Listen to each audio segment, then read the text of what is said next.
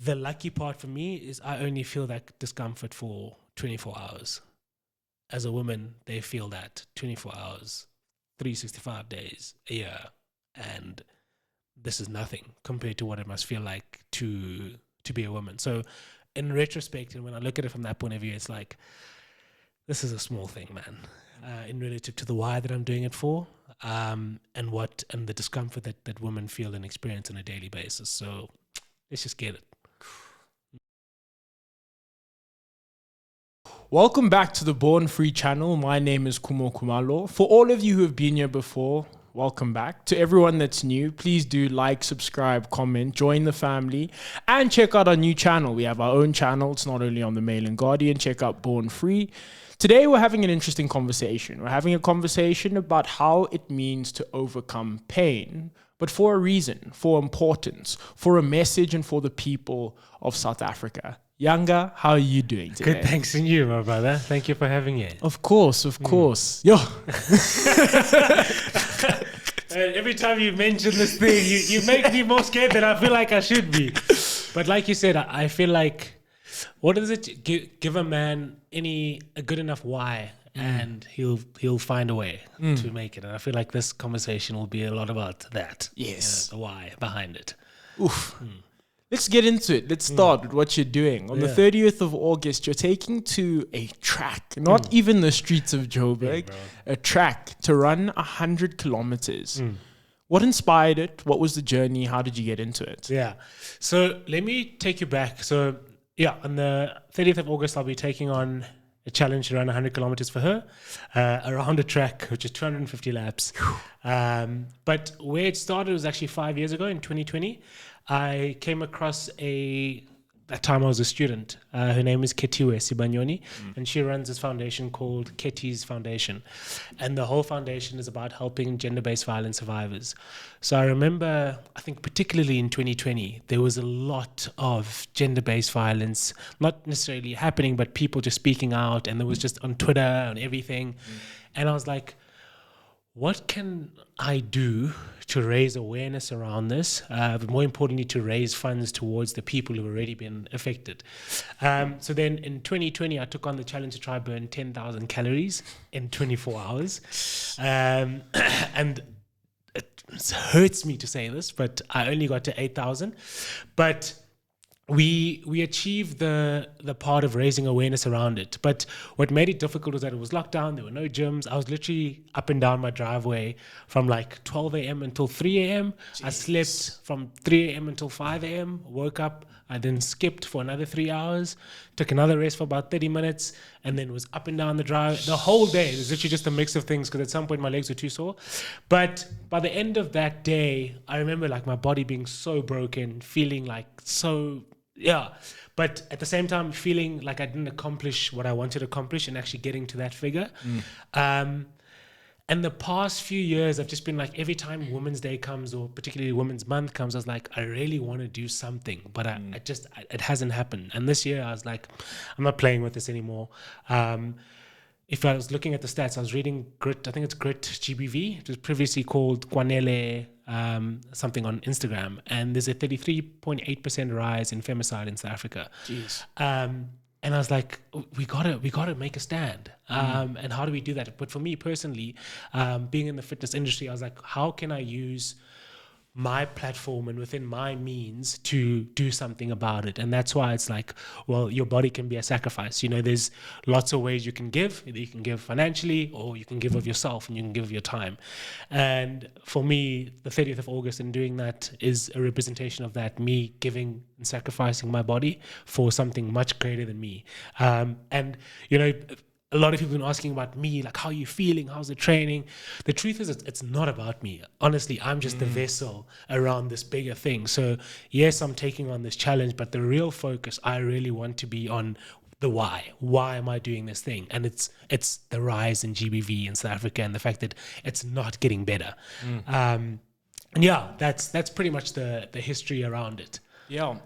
I mean, gender-based violence in South Africa is a very interesting conversation, and probably interesting is the wrong word, but it's such a pressing conversation in South Africa, and it's one that, oddly enough, I keep feeling as though we've kind of been a cycle of mourning where it's been a very hard and it's been a very weird conversation. It feels like there's a moment where we think this is the breakthrough. This is when the government's going to respond. We're going to get people to change.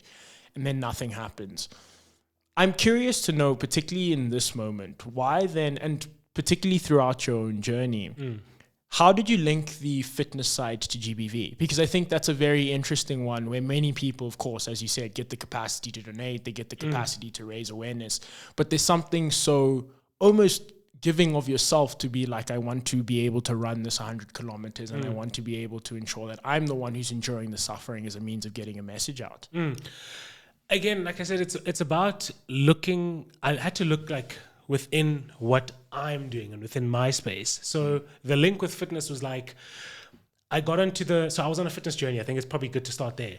Back in 2019, going into 2020, I just lost 34 kilos in 6 months. Jeez, wow. And I was pretty much like really focused and into this thing. And I think through that process, I was finding myself constantly pushing the extremes, like whether it was like intermittent fasting and like doing 1 meal a day, or then trying to run from 5 to 10 kilometers to 20 kilometers. So it became this thing of like extremes, but with the extreme, like the discomfort. And I think for me, fitness also has that element of like you being uncomfortable. And the link then came from like, I feel like as a woman in South Africa, it's very uncomfortable just existing in the space. So for me, it was like, how can I, without, I want to say this very carefully, putting myself in a woman's shoes, but from the perspective of the discomfort. Because I'll never know what it feels like to have to walk around and constantly turning your back and your neck and like watching over your head the whole time, or being catcalled or whatever it is. But I can feel some level of discomfort by putting myself through that. And so the link of this 100K and that 10,000 calories back then was around literally putting myself in space or in the headspace where it's so uncomfortable. My body feels so much pain, because for me, it feels like it's or in that moment, it's a representation of what it must feel like to be a woman. And the significance of the track and why I want to do that is because it's this cycle that I'm going to be doing constantly for 250 laps, seeing the same thing over and over again. It's almost like I'm in this cage and in this box. And while I'm in this cage and in this box, it's uncomfortable. And the representation then, it's like, that's probably what it feels like to be a woman in SA. It's like you're in this cage, you're in confined, nothing's getting better, and it's just discomfort. So I think the link for me came to that. And again, it's like, I feel like when we try do things, we always look outside. We always look at like, okay, how can I mimic that? But it's like, dude, what you're doing is enough. Just like look within what your current life looks like and what you're in, and then do something within that. And that's how fitness came to me. It's like, this is something I do every day. It's within my thing, and I can use this tool and platform for something a lot greater than what I do on a regular basis. So the link came in that way. Training for this, and I want to, before we get into the training version, because every time I remind myself it's 100 kilometers, the one thing I always put into perspective is I go, comrades, and then I go, this guy's added 10 kilometers afterwards. But I think I want to hear a different perspective, because I think in South Africa, we always hear the messaging being told to people who it doesn't resonate with. But you're a man standing on the other side who said, actually, I've seen what's been happening. I've heard the messaging. I've seen the suffering. I've seen the pain. For you, why do you necessarily believe the messaging around gender-based violence resonates so deeply? Bro, I think definitely over the past year, having a daughter is something that's completely... And look, it shouldn't take that for the message to hit you deeply, but that's definitely one aspect. I think my whole life and who I've become has been a product of women in my entire life. My mom was the primary caregiver and the one who raised me, grandmothers and whatever. So, and my sister's also my biggest support system and best friend as well. So from that point of view, it's like, I always feel like it hits the heartstrings more when you're like, okay, well then what if it was your sister? What if it was your daughter? Because sometimes you hear, and I forgot the name, like a child being raped in school by the principal, and it's you feel it, but it's so far from you that it's almost just like you can sleep and wake up and forget about it. But when it's someone that you can see every single day, when you can put yourself in, like, what if it was my sister? What if it was my daughter? What if it was? So that's why it hits me a lot. And I think another thing is I've been doing a lot of talks recently on like men's mental health. I've been talking a lot about toxic masculinity, and one of the things we've been talking about is about like how society and the cultural norms around masculinity is that you must be aggressive or you must be this sort of way. And because of that, it feeds into the rise in gender-based violence that we're seeing, because then one believes that I should be aggressive or this is a way I should handle something. And then the other part of it is just like men's mental health, because I feel a lot of it is that as men, we're terrible at regulating our emotions. So in that way, then it's like, then if you can't regulate your emotions, you just act out in the way that you then start to do that. So it's been resonating a lot with me because of, I think, having the daughter, being raised and being a product of a lot of women, and then also just getting deeper into men's mental health and realizing that a lot of the things that are affecting us mentally, women suffer at the end of it because we're not dealing with our mental health. Whereas if we can find a place where we can actually deal with ourselves and find healthy coping mechanisms, we can see a change in this. So that's why it's been resonating with me. Yeah, I think there's something so interesting and it's something that I read about women's socialization and the idea that women tend to be each other's support structure and support system. And this actually expands beyond family. It expands their friendships. Yeah. And there's almost a normalization of them speaking about their emotions, how they feel, how they're dealing with life. When you contrast that to men, it's not that thing is absent, but that thing is rare. And the conversation around toxic masculinity, I think, has always been, firstly, interesting, because I think masculinity in and of itself is this very broad spectrum thing. But when it comes to toxic masculinity, I think it tends to focus on the stereotypes, the tropes that we put around men in terms of them being aggressive, in terms of the conversations that they're having, how they particularly perceive women within society. When you look particularly at where South Africa is and where South African men have been, but also being a man in South Africa, what have you felt have been your mechanisms to deal and break out of that toxic cycle and to be able to feel as though you can have a control over your emotions and what you're doing? The first thing was going to therapy, because that was a space where I could offload the emotions and the feelings that I was feeling. And in that way, being able to process them, and in processing them, then making a rational decision around how I choose to respond. So I feel like with men in general, especially in South African men, that's not a thing. It's like, how I must go speak about my problems with a woman or with a man or whatever. Like, what's that going to solve for me?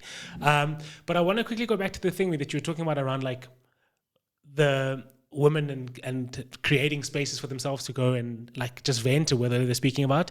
I say it often, man, and like as gents, we don't do that, right? And we often find that like, oh, girls are out there, it's like your daughter or your mother or your sister, whatever, they'll go out and chat for hours with their friends, right? And we're just like, they're gossiping. Fine, while that may be happening, in that space, they're letting out everything that they're feeling. They're complaining about their boyfriends, their husbands, their sons or whatever. But when they come back into the spaces that we exist in, they're a lot lighter because they've let that out. Whereas we then want to go chill and all we're going to talk about is the soccer game with a beer in hand. Why? Because there's two things. One, we haven't made it normal for men to speak to each other about our emotions. But two, there's definitely a conversation around being able to hold space for that, especially as men. So I feel like it's very easy for me to say, Khumo, you should speak up. But how are you going to speak up to me when I'm not able to hold a space for you to actually speak? So I feel like one of the bigger problems with men is like, we don't know how to hold space for each other to actually speak about our emotions. Because it's like, well, if I know that if I speak to you, you're just going to laugh at me and say, I'm fine, get out of your feelings. It removes the purpose, right? But in that moment, maybe all I needed for you to say, okay, boy, just let it out. I don't need to have the right answers. But I can, and I do have the ability to just sit in that discomfort. And a big part of it is like, it's uncomfortable with men when it comes with feelings. And I mean, I've learned in my relationship with my partner as well, like those conversations around, I'm feeling this way, or this is how I feel. It's still something uncomfortable now, but only through doing it does that discomfort become comfortable. So I think that's definitely something we need to get to the bottom to. And how do we change it? How do we get to the point where it's like what are we doing right now? It's like we're having a conversation which is like wouldn't normally be happening around. I'm sharing now about my partner, my daughter, and all those sort of things. Yeah, man. And so going back to what you're saying now around like how have I found the thing. So it's going to therapy, and creating those spaces or being in spaces that feel safe for me to share that. The second one is definitely exercise.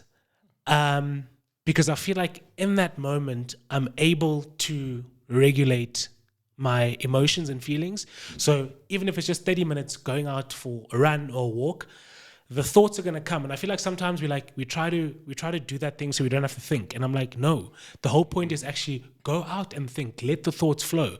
By the end of it, you'll be so much better off and you'll be able to make a lot better decisions because you're a lot calmer. So that's the one thing. And I think that's why then exercise also, I feel like I want to have a call for men and me doing this 100 kilometers as well and inviting them to come join me on the track for a couple of laps, because I promise you, you'll feel that benefits after, whether you've done 5 laps or 10 laps, you'll be able to drop and be like, maybe this is something I can do when I'm feeling frustrated with my partner, I'm feeling frustrated with my child, I'm feeling frustrated with this. So yeah, I think for me, it's definitely been professional help. I'm lucky that I've got a group of friends who's not afraid to say I'm struggling or this is hard or I need help. But again, this also feeds into like the societal norms and sometimes cultural norms around like indoor must. So if indoor must, it means that I can't ask for help. And if I can't ask for help, or I believe I can't ask for help, it means I must try then figure it out, which is self-reliance. And in that process of figuring out, that frustrates me. And when I don't see a way out, I then start to act out these frustrations onto the people around me. And so then if someone wants to ask me for something and I'm already feeling frustrated in my own head, they don't even know what I'm going through because I haven't asked for help. And then I decide to raise my hand because you're pissing me off or whatever it is. So yeah, man, it's like there's a lot to be unpacked here. And again, it's that thing of like, from a child, you get told boys don't cry, men don't cry, or man up, or toughen up, or be a man. And while sometimes that can serve us well, I think for the majority it doesn't, because at the end of the day, whether you're a man or a woman, you're still human. And when you need help, you still need help, regardless of what your gender and your role is. And I think those things are detrimental to us, especially if we believe them. And it becomes difficult the older you get. And that's why it's like us having this conversation as young individuals is so important, because, trying to convince someone who's 50 plus or 60 plus, not that they can't learn at that age, but that wiring or that reframing is throughout their life. So it's like now you're trying to unlearn 50, 60 years of a behavior that you've internalized and now you believe is true. But we don't have to be that, right? We don't have to act like that. Like, society's changed. We're living in the modern world. And I think the problem is that we need to adapt to what modern masculinity looks like, in order to accommodate for the other side and then what it looks like now, Yeah. There's an interesting thing you touch on towards the end where you start speaking about intergenerational stuff, right? The idea that there are old people and there are young people. And this might sound so basic. People might are probably going what the hell is this guy talking about? But what I find so interesting and what I find so telling is that specifically in South Africa, there's so many elements at play, right? There's culture at play. There is age at play. And sometimes I think we discredit the culture conversation in GBV. But before we go into that, I want to particularly ask around, how have you seen your understanding of the world, your understanding of your own masculinity impact positively or negatively what you think about other generations? Because I think, like you say, there is that time, there is that change, there is that evolution that takes place when people start learning. But how do you think we move those conversations to a point where someone at 50 can resonate with someone at 20 who's saying, actually, we should be better and we should improve how we are engaging with society? I think we need to all be in the same room having the conversation. That's a start. So I remember giving a talk to another company, and there was a very diverse group around the older men and the younger guys. And you could see that in a lot of what I was saying, the older guys were like, no. for them, it was like such an uncomfortable thing that like in this day and age, like your wife or your partner can earn more than you, right? Does that make you less of a man? Like from my understanding now and looking at the situation, I'm like, no, it doesn't, bro. Because there's so many other ways that you can help build in the household. But to them, it's like, because you're constantly seen as the person who's had to provide, or growing up in your era, you're the one who had the job, you're the one who had to provide. But I think to answer your question, bringing people into the same room where we can start to unpack these conversations from both perspectives is where the change starts to happen. But you also, I think you need to have people who are willing to learn, because it's also like very easy to say we need to keep having conversations, we need to get into the rooms, we need to try change these things, but there's some people who are just so stuck in their ways. And I feel like with the older generation, you see that a lot. It's just like they don't want to change because they don't see a problem. Again, it's that thing of saying, because this thing has been so normal for them, it's what we're doing and how we're perceiving this thing and how we're allowing space for women to exist and lead and have power in our society is a problem. And so then their thing is constantly trying to like press women down, whereas this side, we're like, nah, man, we're here to build women up. I'm not sure if that answered your question, but another thing is like, I remember there was one guy in the room who was saying, it's so important for the older guys to be in these conversations and to understand where this conversation, this narrative is going. Because at the end of the day, when I go home and my father is the person in the house, that's the person I look up to. And if I don't have role models within my vicinity, whether it's at home, whether it's at work, whether it's in friendship groups or whatever, it doesn't really help, because in my role models aren't really mimicking what is said to be the way going forward. So therefore, how are we supposed to change? And so I think it's definitely a thing of like, we all need to be in the same space and we all need to be uncomfortable while unpacking these things, but also be willing to hear out both sides. Because someone said something interesting to me that, again, in another talk, where they were like, but what happens in a situation where, this is leaning towards a cultural side, where the woman believes that violence is a form of discipline. And so when that happens, not only is the man not seeing the problem, the woman's also not, because it's a belief that like, if a man hits you, he's just disciplining you and putting you in line, almost like what we do with children, right? But, and it's scary to believe that there are some people who genuinely believe it's right. Yeah. And so how do we get to them? How do we then get to say, because that's not your child, right? And violence and physically hitting someone is not the only way to get your point across. For me, I think it's the weakest form. And I think it's weakness for you to have to physically impose yourself onto someone when you can't use your mouth to get your point across. So I think it's so layered, man, because it's like, cool, you could be in the space where you're trying to tell people like, this is not right and this is how we're trying to move forward, but some of them believe it's right, and the person that they're doing it to, the victim, also they believe it's like it should be done to them as a form of discipline. And in that, like, just like how a parent hits their child to put them in order as a form of love, to say I'm trying to get you on track, it's like they believe it's a form of love as well. And that's scary.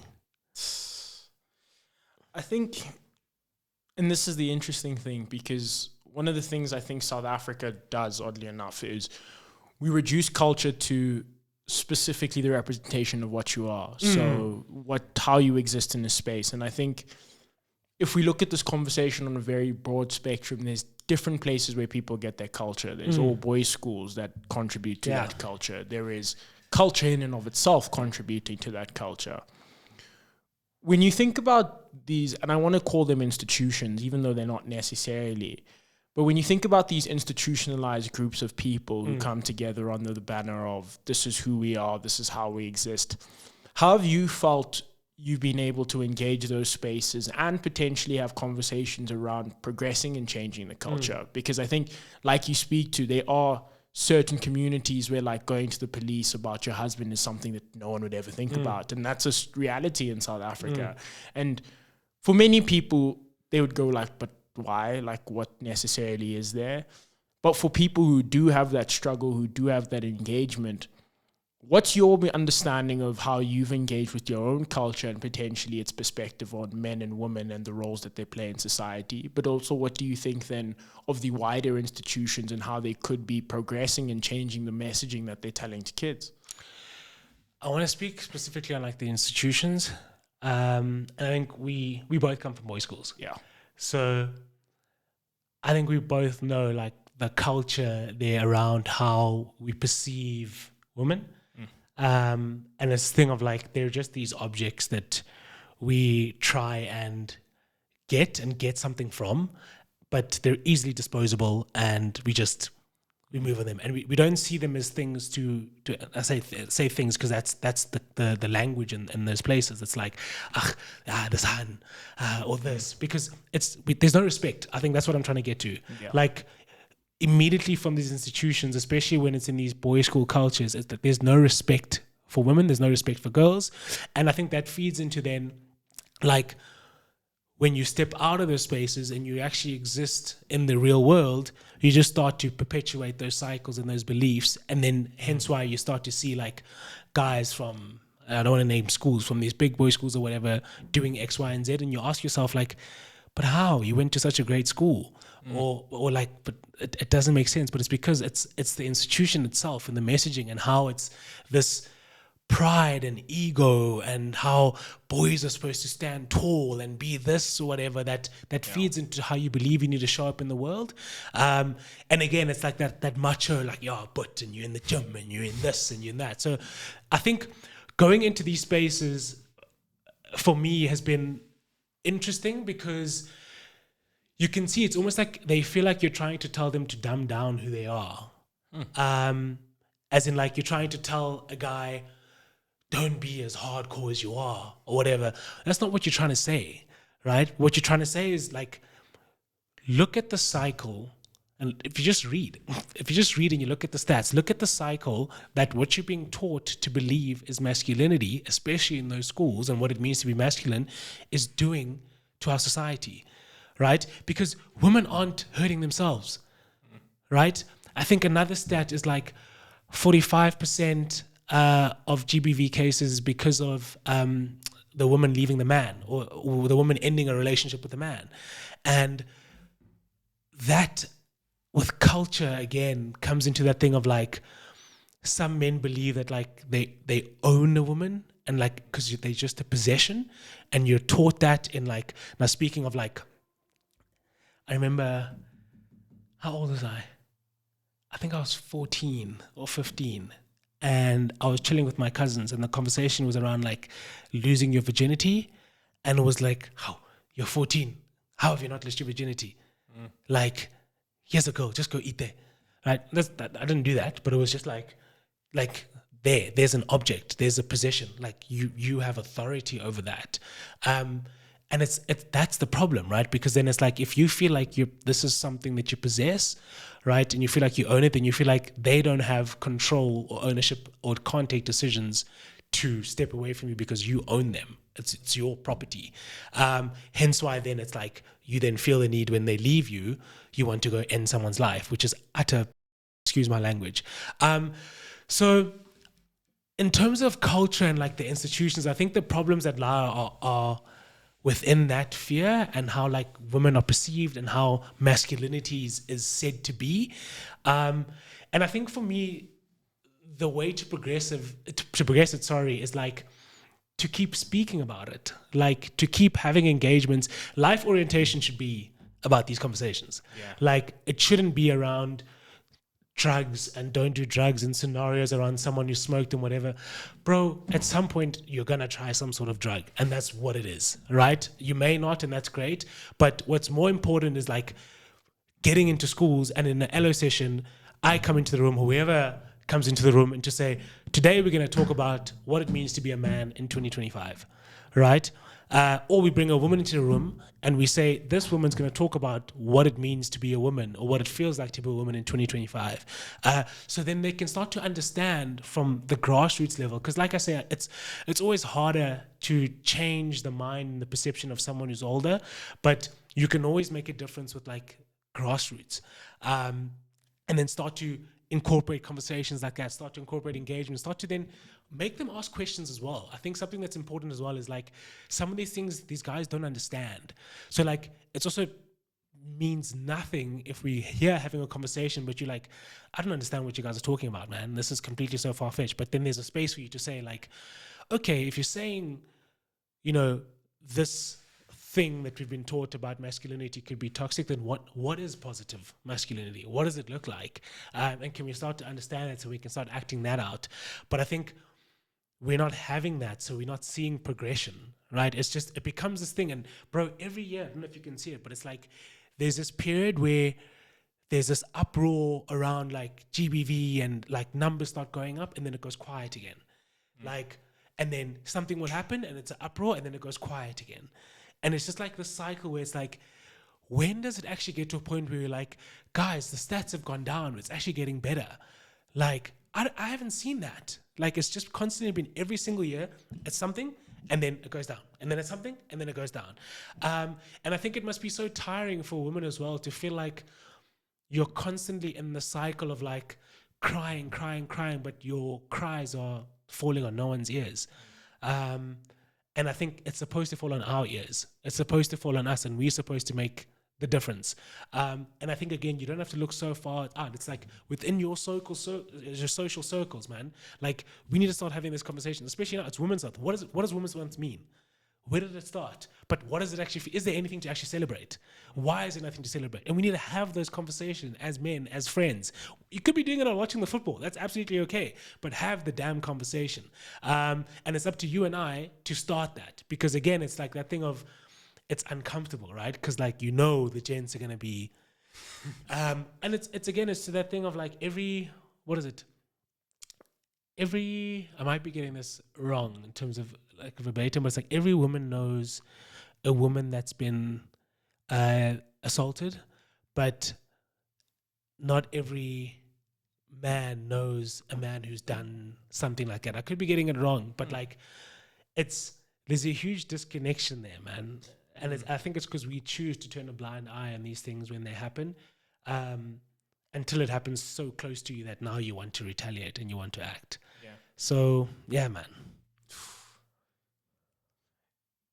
There's so much you said. It's gone, my mind's gone. I think my question would be, in your journey, because there's a lot of passion and I resonate. You said a lot. That means a lot. What's your understanding of what a man should be, could be? Because I think there's something so telling in what you're saying, in the sense of, actually, we may not necessarily have had the conversation on what happens when we dismantle these identities, when we dismantle these cultures. Because absent of doing that, I think what we end up doing is that we end up putting people in no man's land. And that's how they end up on like Red Pill content, the Andrew Tates and the lot. Which I also think, and I'll always say this about anyone who doesn't agree with me, but those people are just as much as a part of society as anyone else. I mean, there's a desire to shun them. There's a desire to act like they're not there, to kind of put them in a box. And we're seeing the effects of what happens when you do that now. But when you look at all that's happened, men in seeking the ability for them to be heard, to feel as though they can exist in society again, what's your understanding of what a man can be? It's a good question, man. So firstly, I'll say like my first engagement or first understanding of what it meant to be a man was when I went to the mountain, and I remember in that process for me, like, I understood that it was a lot bigger, like manhood was a lot bigger than like what was happening to me between my legs, right? That snip is something that happens so quickly, and that can't just be my manhood or the definition of my manhood. And I think one of the things that needs to change with us is like you seeing what's between your legs as the definition of you being a man, because then in you seeing that as like this defines me as a man, it means then you move in the world with this thing as the vessel to you showing your manhood, right? And it feeds into rape culture because then it's like you feel like you need to use this to show that, no, I'm a man. I slept with X, Y, and Z, or I slept with this many people, so therefore I'm a man. And I remember something that I learned that's so important is that indota ngezenzo, which means a man is a man by his doings. And what are those doings? And one was to lead, right? But not just to lead carelessly, but to lead with heart and with love.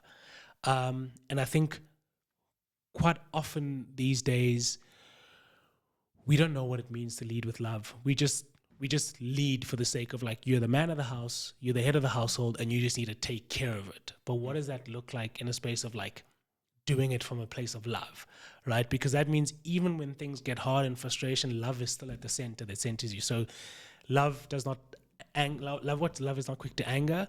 And all those things around love are exactly what I'm getting to around there. So I think the first thing of what it means or what it could look like to be a better man is to lead with love.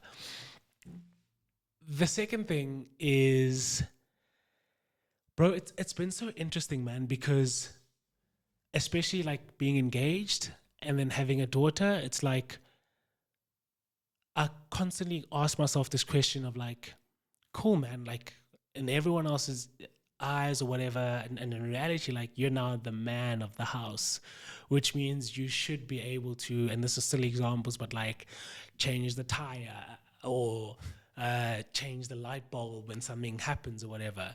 But the truth is, like, if you are a man who didn't come from an environment where you had another man in the house, which is unfortunately the truth for a lot of young black men in our country, is that you don't also have a good example of what being a man looks like, because your example is absence, right? So I think what I've learned is like just the mere presence of you being there, and being able to help out in the mundane things could make you so much better as a tool to get better as a man. And then, yeah, there's a lot of things running through my head right now, but I think that the biggest thing I want to say is like,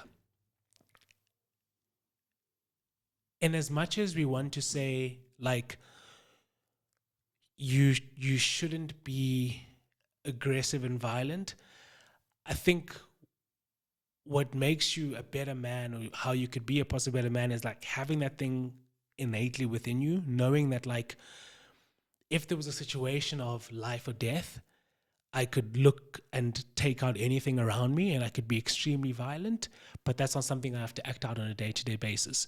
It's something I choose to suppress, because I feel like a man who is calm, a man who can be cool and collected in dealing with things, is what we want to do and what we want to aspire to, I think, for me, as a good example of a man these days, because that's what's hard, right? That hard thing is like suppressing that like innate violence and that anger. And I think Jordan Peterson said something similar to that around like, you can possess the violence and the anger within, but what makes you truly a man is actually not acting out, but rather choosing to be calm and cool and collected until there's no other option for you to then let out and unleash the beast. Because the beast is there.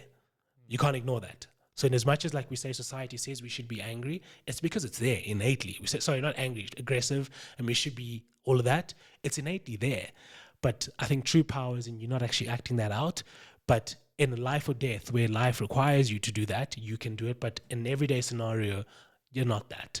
You're calm. You're cool. And I think there's very few examples of like men who are just like really chilled, really calm, and handle things from a place like that, because we're not taught that, right? We're taught to just be these loose cannons who just like, whatever comes at me, I'm gonna. And again, it's like in our schools that we came from, it's like there's these guys who constantly want to start fights. Whether it's on the rugby field, it's like you want to be showing that. Like, that's not cool, man. Like, personally, I don't think that's cool. It's only cool when it's like it's a life or death situation and you actually unleash that beast to save someone's life or to save your life or whatever. Otherwise, you can talk things through half of the time, if not most of the time. Yeah. So yeah, man, that's what I believe. I think how we can start reframing what like the modern man can aspire to be.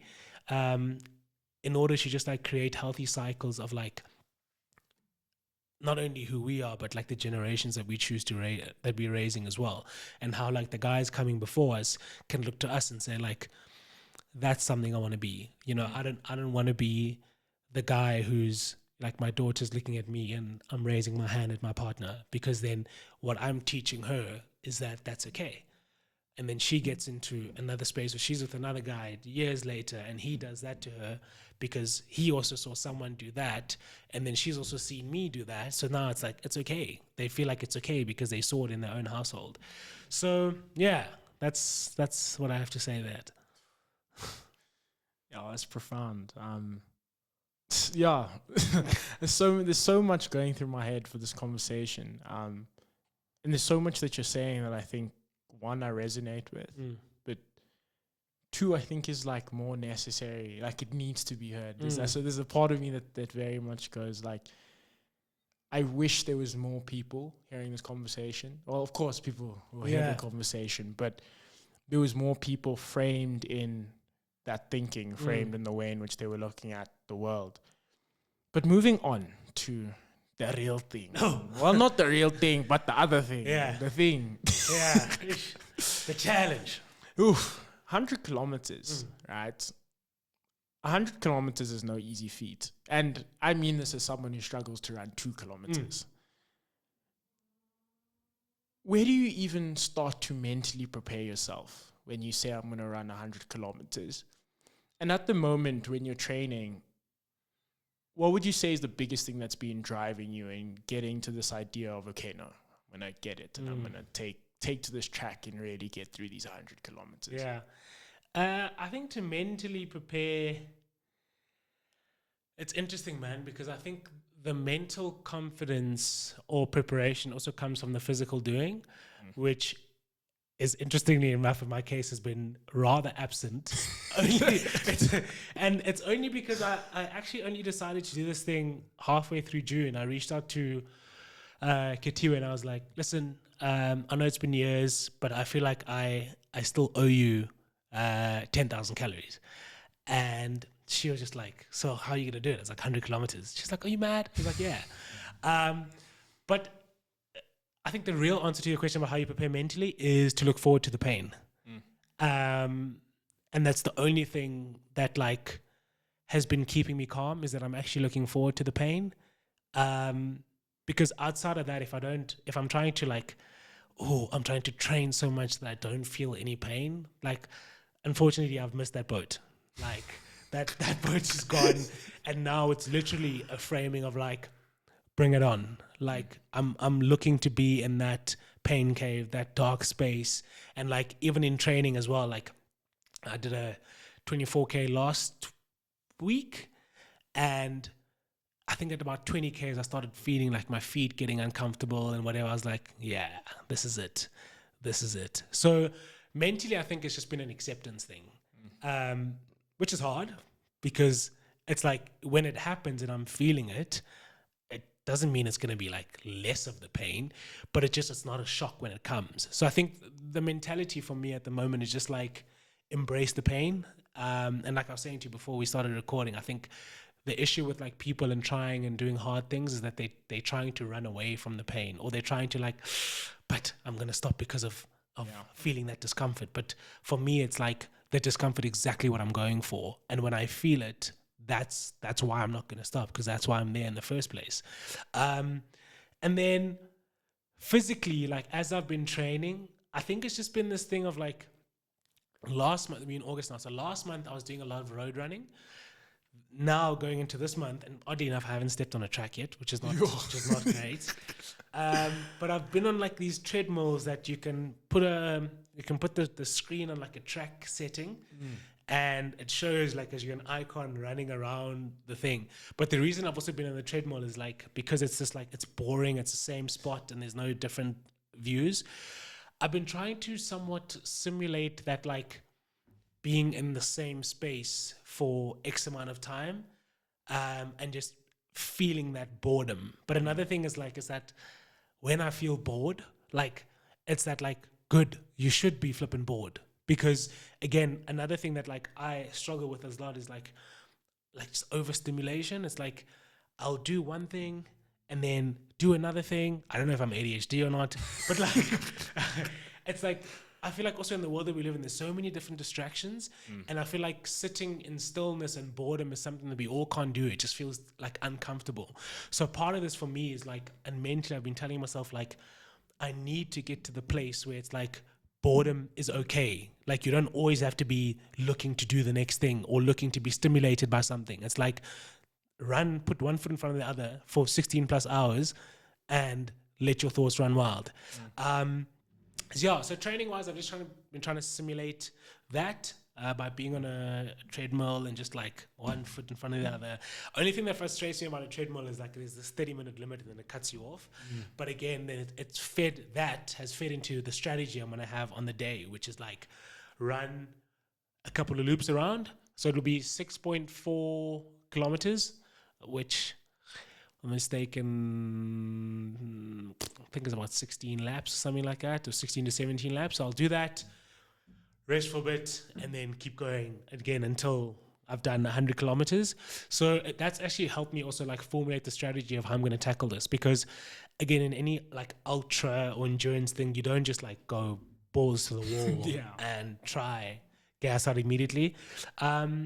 And also, like, I've also been telling myself, like, it's okay to walk during these things as well. Like, I remember, so the furthest distance I've ever done is 56 Ks. Jeez. And that was the Two Oceans Ultra last year. That was another thing where I was not prepared physically. But I think the thing with me, man, it's like mentally, bro, I feel like I've got a high threshold for pain. And I look forward to the pain. So like when it comes, it won't shock me. It's not great because I think you should train for these things. You should be physically prepared. And I don't think you can necessarily you can't mentally outdo the work that you need to require physically, that you need to get to these things physically. But I think there is a huge balance around like 50-50 of your mentality needs to be right first and foremost, and your body will follow after. And whether I need to crawl, whether I need to walk or whatever, I'll get over that 100 Ks, and that's just what it is. Yeah. Take me through, how do you physically prepare? Because as a non-extremist, as a podcaster, as I sit in this chair, how do you even start to even comprehend training for 100 kilometers? Where does it start? What's that journey been like up until this point? But also, what does a day-to-day look like? Firstly, I think I'm the worst person to ask for that because I obviously haven't prepared well for this. But from a coaching point of view, because I'm a coach as well, you definitely need like 9 to 12 months to prepare for any ultra. Like I'm with what's this, comrades as well. You're mentioning comrades. Guys put in a lot of work around that. And the training happens in blocks. So you have your foundation block where you're just getting in X amount of kilometers. It obviously depends on like your previous running history as well and how you can push. But within those, you'll have a slow run or a tempo run. You'll have a speed run in between that, and then you'll have a long run or two over the weekend. So it's usually about 3 to 4 days of running. But the most important thing, which I feel like it's a learning opportunity for runners, is like we neglect strength training when it comes to running. So like as someone sitting here and you could be thinking like, okay, cool, maybe I want to take on 10 Ks on the day or 5 Ks or whatever.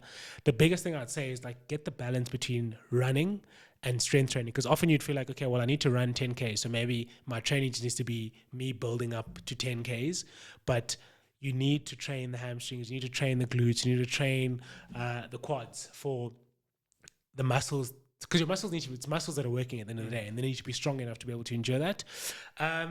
So there's that part of it, but the biggest thing as well, and also like as you're training, like the load and the volume goes up each week and each month. So if you were running, let's say it was 16 kilometers this weekend, and next week it'll be 18 kilometers and then 20 kilometers. And then after some time, you'll have like a week or two to taper down and drop that, and then you let your body recover, and then you up it again. But it all depends on like the athlete and like the feedback that they're getting. So for me, I've missed out a big chunk of like actually building out those blocks and getting that right timing. And so from like when I started in June, it was just like my approach has just been time on my legs and time on the road. So it hasn't been a matter of like, okay, go run 10 kilometers, 12 kilometers. It's just been like, okay, cool. Today I'm going to do an hour. On Wednesday, I'm going to do an hour and a half. Saturday, I'm going to do 2 hours, 2.5 hours. Just because your legs need time on the road. And then in between those 2 days, I'm doing strength training in the gym. So my squats, a lot of lower body work and core as well, which is surprisingly you'd think like, why the hell would you need core for running? It's so important, man. But I think what's also lucky or easy for me in preparing for this is like, yes, it's on a track and it's uncomfortable and it's just in circles, but there's no real heels going up or down, so it removes that element of like either my calves cramping or my quads cramping from going downhill a lot. But at the same time, like the time on the legs eventually is going to affect the hips, it's going to affect my feet underneath, and probably, which I learned during my ultra run last year and through the help of my cousin, nutrition is literally, I want to say, the most important thing. Like, obviously not getting the mental and the physical, you need to train, but like without fueling your body with the energy it needs to get through this, you're gonna bum out. And so my meals have been very important. Like now with 2 weeks left, the electrolytes so I don't cramp, and the salts, and on the day, like sugars, carbs, there's a lot. So you've got to have a strategy, I think, is what I'm actually trying to get to. Like you've got to have a plan, even with minimal preparation like I've done. You still have to have a plan around, cool, at 7 kilometers, I need my goo. At 15 or after this amount of time, I need to have a potato with salt, and I need to have a little bit of Coke. And just to keep going like that, because your body needs that energy. And I think that's something I learned very late in my running career, like the importance of like fueling for success, and fueling your body to give it the energy. Because if I'm not giving my body the energy it needs, then I can't expect it to do these extreme things. So a big thing is like what I'm putting into my mouth. So at the moment, like that preparation, what it's looked like is like really doubling down on the meals, which you would know is very hard with Cincy and the pop and everything I've been eating. But nonetheless, I'm feeling good. I think, and as much as I'd feel like I could have done a lot more preparation, I'm just like, one of the things that have always gotten me through like my first marathon that I've done, so I've done 2 marathons before and then 1 ultra, I've just been like, just go out and enjoy it, man. Like, and I think a part of this as well is just like, don't forget to have fun. Like, it's going to be around the track, it's going to be boring, but at some point find the humor, like whether I'm counting how many granules are in each track lane that I'm running in, like find the fun and the joy and the humor in that. And the truth is like, it will end. Like it's I've got 24 hours to complete it. Like that day is going to end. And like I was saying, it's like the lucky part for me is I only feel that discomfort for 24 hours. As a woman, they feel that 24 hours, 365 days a year. And this is nothing compared to what it must feel like to be a woman. So in retrospect, and when I look at it from that point of view, it's like, this is a small thing, man, in relative to the why that I'm doing it for, and the discomfort that women feel and experience on a daily basis. So let's just get it.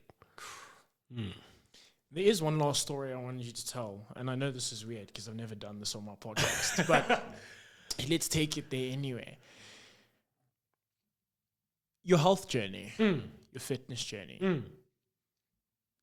Tell that story, because I think there is, one, so much of you in it, but two, it'll explain why you are crazy enough to do half the things that you do. Yeah, man. So my journey started off the back of a lot of mental health issues. That's why I'm also really passionate on like speaking about mental health. But I was at a point. So St. John's, when I went and played rugby there. So I came 2017. I'd come to play rugby, but I was also doing A levels. And when I got to the school, the game before JP Boys, they were like to me, look, we've signed this treaty. you're not allowed playing. And I think that was the first like knock for me from the game of rugby. And the reason why I mentioned that, because that became like a turning point in terms of me stepping away from a form of self-identity. So growing up, like I just viewed myself as Younger, the rugby player. So like my identity was always linked to this thing. So when that happened, it was like, okay, I can't practice this thing. So where does that leave me now in the space? Like I've come in, there's so much hype around me. Like, so who am I now without this thing? And then I was still lucky enough to get to play Wits Club Rugby. Played for them, got a bursary. In that year, we got evicted out of our family home because of financial issues. And that was another thing that was like, okay, well, like this rugby thing is not going to cut it for you right now. And my parents never said it verbatim that like you need to help out at home, but I took it upon myself to like try and find means to help out as much as I could. And that was through coaching. So I started coaching more, started making a bit of bucks, and I started falling out of love with the game of rugby. But also at that same time, when all of this was happening, I broke up with my high school sweetheart at the time. I look back now and I'm like, like small thing. But the representation of that, or the significance of that, was also a form of self-identity, where it's like I'd identified myself as this person's partner and this person's boyfriend. So when that moved, and then rugby also wasn't that much of an important thing, I was just sitting in this space where I was like, I was struggling to identify with myself. And it just, that was the real crisis I was dealing with. And then I was just trying to find myself in places I shouldn't have been finding myself in. And part of that was like, I was just sleeping around. I was drinking a lot. I was smoking a lot. And I got to a place where I couldn't recognize myself anymore. And I remember going back home to pee, and my mom coming to fetch me from the airport. I remember she was like walking closely towards me, and she was looking at me with these eyes, but like these eyes of someone who was searching for someone they could recognize. And that's because she couldn't recognize me at that point in time. And I remember she was saying like, yo, what's happened to you? And that was like, that hit me deep, man. Like the person who I find most important in my life, who had raised me, and they were not able to recognize their own son. And I remember when I'd look at myself in the mirror as well, I'd completely blown up, and I was like 124 kilos at the time. And this was over a short span of time. It was like over 3 or 4 months. Jeez. And I was just like, I never want to be in a situation again where, one, I can't recognize myself, but two, the person who's most important to me and the people who are most important to me can't recognize who I am, because I've just lost myself. So my fitness journey started because of that. It was me trying to claim back my identity, and me trying to redefine myself outside of rugby and outside of being this person's partner. And I think my story or example is like, it's in those forms, but I think it looks different for other people. Like for you, I know you're a debater. So like if you had identified yourself as that, and when you stepped away from that, that could have affected you in something else, where now you're like, cool, I'm trying to find myself, I've lost that. I think the older we get, and for parents, it could be like you identify yourself as like this person's mother or father, and then they leave the house and they become older, then you're like, okay, now what? And that crisis happens. I think it looks different for everyone, but for me, that was my story. And yeah, fitness was a form of just claiming back my power. So I took a picture, and I was like, this is it. I got back to Joburg. I cleared all the junk that was in my fridge. I literally gave away, like, I always had a bottle of alcohol in the fridge as well, man. Gave that stuff away. And that also was like a form of power, like me just being able to like remove those things to show that like I don't need them. That's where it started. And then I remember in that first week, I just went down to the race gym, 30 minutes on the bike, little by little, because I was so big. So it was hard to like do the things I was doing when I was playing rugby. And yeah, man, it was just like day by day, stacking days, making the right decisions with nutrition. And then the extremities rather came within this process. So like in 1 month, I was able to I removed all carbs. I was just eating proteins and no alcohol, no juices. And then 2 months was also like, okay, now I try intermittent fasting. So then I wouldn't eat until 12 o'clock. And then that built on to month 3 of like, cool, then I'd only eat like at 3 o'clock.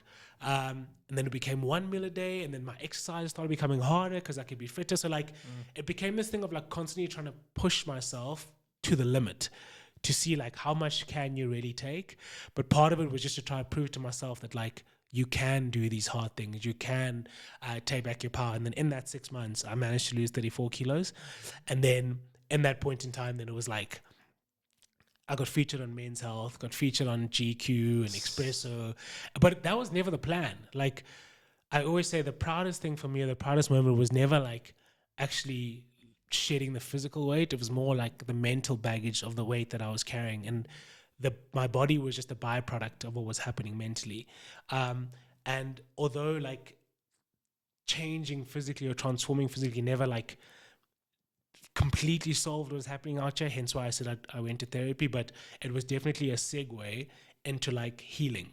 Because if I could heal myself physically, and in that process, like mentally, I could see my brain was rewiring, I was viewing things differently. It opened up a different life for me about like, okay, then if I can heal physically, I need to check myself mentally. I need to check myself emotionally, socially, spiritually, financially. And then it started becoming this whole journey around like, okay, wellness. And then that's what wellness to me means to me. It's like all these different pillars being in check, not just one. Because I could still be sitting here with six pack and big biceps, but still not be well up here, or still having other issues in other areas of my life. So my journey's been that, man. It was just really about reclaiming my power. And now it's like through my business and everything that I'm doing, it's about trying to enable people to like claim back their power and unlock their own potential through physical activity. Yeah. That's the story, man. I want to say thank you very much. I didn't expect to have this conversation, and I've known you for quite some time now. There's a lot that you've said, and there's probably a lot I'll ponder on and I'll think back to, and even I'll have to rewatch it and just to appreciate like the bits. I do want to give you your space, your time to close it out. Firstly, what's your big message to South Africa as you go on this journey? But secondly, two, not what should people expect, because we want 100. Yeah. But in all honesty, what do you hope to see from all of this at the end? The overarching thing, man, is like, well, the first thing I want to say is that we're sick. Whether we're sick physically or sick mentally, but we're sick and we're ill. And that's why we're seeing what we're seeing in the world. And the bigger thing, or the bigger achievement for me would to see healing, and healing holistically, not just in one part, and to see people like really living out to their truest potential. And I guess like what people can expect is, yeah, of course I'm going to finish 100Ks. It's very awkward if you look back on this and I'm like, I'm bum out, but like, no, I'll make a way regardless. But it's also to make people believe that they can do hard things, man, and that like your limits only exist in your head. You only set limits for yourself, but the truth is like the world is unlimited possibilities. You just need to tap into your own power to see that and to get into that place. And I just hope also that like we can get people out there on the 30th of August at Germiston Track in Johannesburg. I'll be starting the run from 7 a.m. Hoping to be done by 9 p.m. Hoping to be done. If it goes to 12 a.m., then so be it. But yeah, man, it's just to expect to finish, but also just to expect more of just a guy who's trying to show people that you can do hard things. And most importantly, like you can always turn your life around and claim back your power. No matter how old you are, no matter how young you are, you just have to make the decision every single day. And what's kept me going is that like just telling myself every day is day one. Like if you tell yourself every day is day one, you just reset the button and you keep going day in, day out, day in, day out. And I guess the last thing, especially with like wellness and the health journey, is that like it doesn't end. I think people like want to put limits to their like, okay, once I get to this weight or once I get to this point, then I'm done. That's not what it's about, man. It's about like making it a lifestyle so that like every day you're making sure you're putting yourself in the best position to be the best person that you can be and to show up in the roles, to show up in your work, to show up in that. And I'm just trying to be an example of that. And yeah, that's what it is, man. We wish you luck. Thank you, bro. Like I'll be there to see this thing live. Yeah, man. But thank you for coming on. Thank you for sharing. I do appreciate that. And to everyone out there, Born Free family. Okay, so interestingly enough, here's what we're gonna do. We're gonna try and run 1,000 kilometers in 10 days. We are going to be in support of the journey. We are going to be in support of the cause. More will be coming to that. But if you get a chance, if you get a moment, step outside. Go see what it's like to be part of South Africa, to walk the streets of South Africa, and run a few kilometers and share what it means for you to be part of a journey, to be part of raising awareness, and to be running for her. More coming from us. And as always, thank you for watching. Peace out.